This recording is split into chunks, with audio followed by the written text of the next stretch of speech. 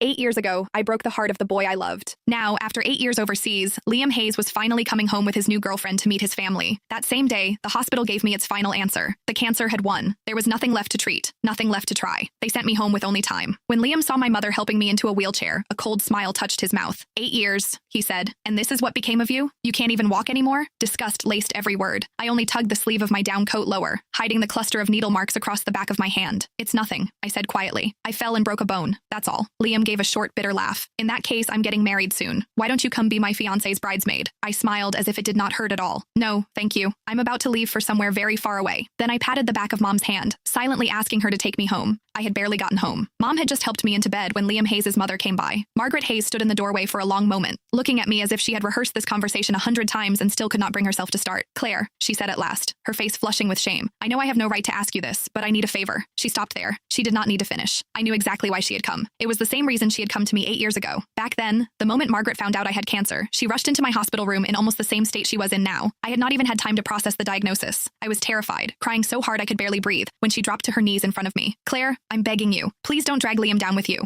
He's just been accepted into a program overseas. If he finds out you have cancer, he'll never agree to leave. You and Liam have known each other your whole lives. You've loved each other for so many years. So please, for my sake, let him go. Break up with him. I've arranged everything. I found a boy to help. All you have to do is pretend to kiss him downstairs. Let Liam see it. Make him believe you betrayed him. Then break up with him. That's all. Because of those words, the first thing I did after being diagnosed was not schedule more tests or begin treatment. Instead, I put on the coldest face I could manage, pretended to cheat, forced Liam to hate me, and drove him out of the country without mercy. Sure enough, a second later, Margaret looked at me with guilt in her eyes. Claire, please don't blame me. I had no choice. Liam's girlfriend now was his classmate overseas throughout graduate school and his doctoral program. They're perfect for each other. I really don't want to ruin such a good marriage. You know Liam, he adored you when you were kids. If he finds out the truth about what happened back then, I'm afraid, her voice shook. I'm afraid he'll throw everything away again. So could you stay away from him for a while? You don't have much time left anyway, do you? In your condition, you shouldn't be going out, don't you think? The moment Margaret said those words, my mother grabbed a pack of adult diapers from beside the bed and slammed it down so hard the mattress shook. Seeing that she was about to lose her temper, I quickly tugged at her sleeve and softened my voice. Mom, please. It took several seconds before she managed to hold herself back. Only then did I look back at Margaret.